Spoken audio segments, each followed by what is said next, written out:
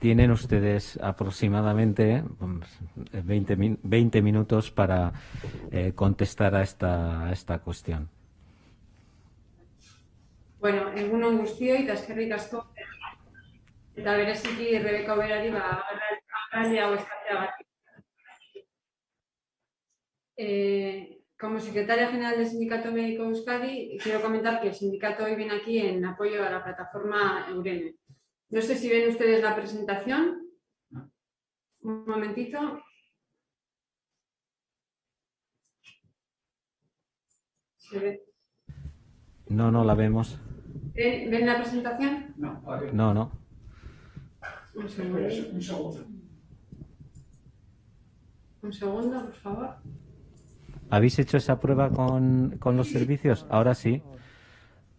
Sí la vemos. Vale, perfecto. Es que ricasco. Ya, cuando que... Ahora, la ven, ¿no? Perfectamente, es que ricasco. Vale.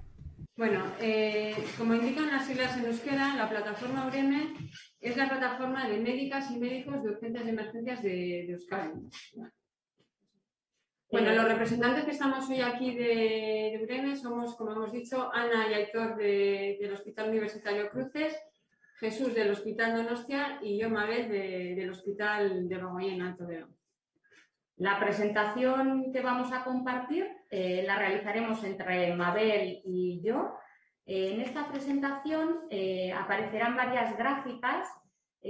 Todos los datos con los que se han posicionado estas gráficas son de la fuente OBI, que es la aplicación oficial de estadística de Osakidetza. Y en varias de estas gráficas aludiremos a datos de dos hospitales que hemos tomado como referencia, que son el Hospital Universitario Cruces y el Hospital de Bagoyena, como un comarcal de Guipúzcoa y un terciario de Vizcaya. Y en las comparativas anuales nos hemos fijado en los años 19, 20 y 21, es decir, una visión prepandemia en el punto clave de la pandemia de 2020 y digamos que en la respuesta de la pandemia ya en otro nivel. Vale, pasamos. Bueno, empezamos con la presentación. Vamos a ser bastante sintéticos. ¿Qué queremos? Pues lo que queremos es que haya un plan de inversión y previsión en los servicios que damos atención inicial a pacientes. Serían en la atención primaria, en el PAC, en las urgencias y en las emergencias. ¿Para qué? Para mejorar las condiciones laborales de los y las profesionales. ¿Con qué objetivo? Con el objetivo principal de garantizar una buena calidad asistencial a la ciudadanía, no solo ahora, sino también en el futuro. El eslabón de la atención a los pacientes, el eslabón primario, que es la atención primaria y PAC, se encuentran en estado crítico. ¿Cuáles son los problemas a los que se enfrentan? Bueno, por los cupos descubiertos, por bajas jubilaciones, la escasez de personal médico y la sobrecarga. ¿Por qué? Porque entre los médicos y médicas que están tienen que cubrir la ausencia de compañeros y compañeras. Luego está también la imposición de las agendas y el aumento de la cartera de servicios, pero curiosamente sin poder aumentar el número de profesionales médicos. Los trámites burocráticos que quitan mucho tiempo en la consulta y el cierre de los puntos de atención continuada, que no podemos olvidar que son unos puntos de apoyo fundamentales, importantísimos, tanto para la atención primaria como para los servicios de urgencias. Hemos puesto este dibujo por la teoría de los vasos comunicantes y es porque los servicios que damos atención inicial a los pacientes estamos íntimamente relacionados y la sobrecarga de unos influye directamente sobre los otros. Por eso, hoy día, la situación crítica que vive la atención primaria y el cierre de los PAC repercute directamente en las urgencias. En esta gráfica vemos la comparativa de la actividad en urgencias hospitalarias de Osakidetza en barras rosas y vemos la actividad presencial de atención primaria y la actividad telefónica de atención primaria. Vemos cómo en el momento duro de inicio de pandemia baja mucho la presencialidad, en primaria se desploma y en la urgencia también, pero vemos cómo después la tendencia es a recuperarse en urgencias. Aquí describimos cómo los niveles de gravedad más leves, 4 y 5, son la mayoría de los casos que se atienden en las urgencias hospitalarias, tanto de Universitario Cruces como de Bagoyena. Este es un indicador de mal uso de los recursos asistenciales. Bueno, la urgencia es una necesidad de asistencia en un periodo de tiempo que si no se recibe se convierte en una emergencia. Y la emergencia es una urgencia con riesgo vital, es decir, con riesgo para la vida de los y las pacientes. Entonces, como suele decir aquí mi amiga Ana, somos los gestores de la salud en el tiempo. ¿Qué nos caracteriza a los servicios de urgencias y emergencias? Que somos un servicio open o get a bordo abierto 24 horas, 7 días a la semana, 365 días al año. Tenemos una actividad de riesgo y esto es especialmente llamativo en nuestros compañeros y compañeras de la emergencia, porque son de hecho los únicos que llevan trajes reflectantes y botas de seguridad. Eso indica algo. Es una actividad totalmente imprevisible, dependemos de la demanda y nunca sabemos lo que nos va a tocar. Es una actividad compleja, muchas veces una actividad compleja, que requiere de nosotros que seamos personal muy versátil, que seamos rápidos, que manejemos diversas técnicas. Es decir, tenemos que ser como los coches buenos, que pasamos de 0 a 100 en cuestión de segundos. Eso nos somete ¿a qué? A muchísima presión a los que trabajamos en urgencias y emergencias. ¿Por qué? Porque no vale hacerlo bien a la segunda, lo tenemos que hacer bien a la primera, no nos podemos equivocar. Somos servicios de referencia. Atendemos a toda la demanda que viene y no podemos controlar esa demanda. De hecho, en datos de urgencias de cruces en 2020, la iniciativa individual era del 66%, es decir, personas que sin ningún filtro acudían a urgencias. Resaltamos que con derivación de atención primaria venía el 8,5% de la demanda. Se daba la atención necesaria en el servicio y se acababa con un diagnóstico y un informe de alta. ¿Qué ocurre con el flujo de salida de pacientes? Que tampoco controlamos el 100%. Si requieren ingreso, traslado o una alta en ambulancia, tenemos que esperar que esos actores nos den paso para que las personas abandonen el servicio. Reflejamos en la imagen izquierda el porcentaje de pacientes que permanecen más de 4 horas en el servicio de urgencias de cruces. Podemos ver que son cerca del 40% esos pacientes que están más de 4 horas. En la imagen de la derecha vemos el tiempo de espera después de recibir el alta en urgencias para ingresar en una cama hospitalaria. En 2020 se acercó a las 5 horas y en 2021 esperar una ambulancia en el servicio de urgencias después del alta se acercaba a las 2 horas. Misma gráfica de estancia, de porcentaje en estancia de urgencias más de 4 horas en Debagoyena. Sí que vemos que el porcentaje no es tan llamativo, pero hay que fijarse en cómo varía en las barras azules que representan el año 2020, es decir, a partir del inicio de la pandemia se hace mucho más compleja la atención. Piensen simplemente en ponerse y quitarse un EPI de forma correcta, los dobles circuitos, lo que se dilatan las pruebas complementarias. Y además tenemos protocolos tiempo dependientes. Están los códigos IAM, que es infarto agudo de miocardio, código ictus, código sepsis. Somos el recurso social y formamos residentes. Por urgencias rotan aproximadamente unos 220 y pico residentes al año. ¿Cómo nos ha afectado la COVID en nuestros servicios? Hemos sido y somos referentes iniciales en patologías infecciosas emergentes. Lo fuimos con la gripe A, con el ébola, con la COVID. Nos adaptamos en activo, es decir, sin dejar de ver pacientes. El 100% de los ingresos hospitalarios COVID los han hecho médicos y médicas de urgencias. Hemos sido el único recurso presencial de acceso libre garantizado 24 horas. A pesar de este compromiso y de estas características, en el protocolo de desescalada de octubre de 2021, Osakidetza no hace ninguna referencia específica a cómo lo deberíamos abordar en estos servicios.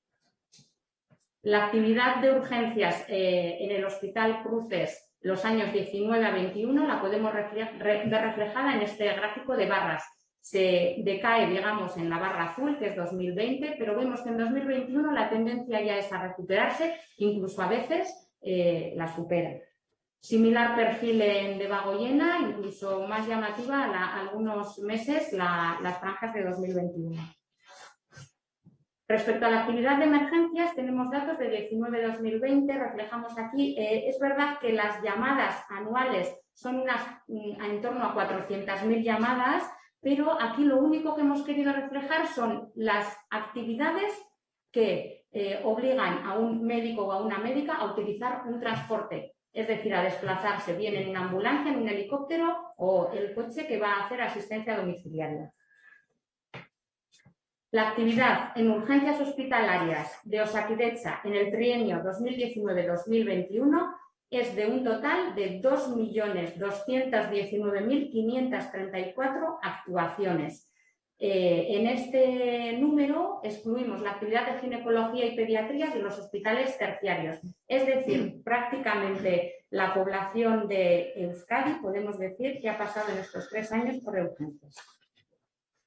Bueno, respecto a la plantilla de urgencias y emergencias, como pueden ver ahí, los datos son datos de personal médico y son datos que recabamos de una encuesta del sindicato en 2020. Los de urgencias son de febrero y emergencias de diciembre porque fueron los compañeros y compañeras de emergencias se incorporaron después a la plataforma de Uremi. Entonces, como pueden observar, hay 121 eventuales en urgencias, personal eventual, y 25 en emergencias. Hay una alta tasa de interinidad y eventualidad en global del 55%, que hay un envejecimiento de la plantilla, porque personal médico con más de 55 años son entre 19 y 35%, concretamente 19% en urgencias y 35% en emergencias. Respecto a la formación, realizamos una encuesta en nuestro colectivo Eureme y de 169 respuestas, el 96% decía que percibían necesidades formativas. Y explicaba que la situación actual de esta formación es en un formato autoformativo, es decir, responsabilidad individual y también según la disponibilidad que tenga cada persona y la disponibilidad del centro. Casi siempre se da prioridad a la cobertura asistencial. ¿Qué es lo que se demanda? Una formación reglada. Esto se resolvería con la especialidad de urgencias y emergencias. Hasta ese momento, ¿qué se puede mejorar? Que el tiempo exclusivo para formación que aparece en el acuerdo de las condiciones de trabajo se garantice. Sobre esta formación se preguntó cómo se valoraba su calidad y de las 171 respuestas que recibimos, más de la mitad la definían como muy deficiente o deficiente. ¿Y el porqué de la especialidad de urgencias y emergencias? Es absolutamente necesaria, muchísimo más en el contexto actual. Existe en la inmensa mayoría de los países europeos. De hecho, no existe en Portugal, España, Chipre y Austria. Y en España, curiosamente, existe en el ámbito de la medicina militar desde hace unos 6 años. Está recomendada por la Organización Mundial de la Salud como garantía de equidad y calidad en la asistencia. Estamos al servicio de la ciudadanía 24 horas, 7 días a la semana, 365 días al año. Salvamos vidas. Y somos los primeros en atender patologías vitales. En los hospitales de Osakidetza, como comentaba Ana antes, hemos atendido a más de 2 millones de urgencias en los últimos 3 años. En esta pandemia, junto con la atención primaria, hemos sido los primeros en atender pacientes COVID y, concretamente, en las urgencias, no solo en atenderlos, sino también en estabilizarlos y decidir su ingreso hospitalario. Contamos con numerosos apoyos, tanto nacionales como internacionales, entre ellos 30 sociedades científicas, el Defensor del Pueblo y la Organización Médica Colegial. Y tenemos que pensar en un recambio generacional. ¿Por qué? Porque el 15% más o menos de las personas que se licencian en medicina manifiestan su deseo de dedicarse a la urgencia y a la emergencia. Entonces, nosotros tenemos la obligación y la responsabilidad de formar profesionales competentes para el futuro.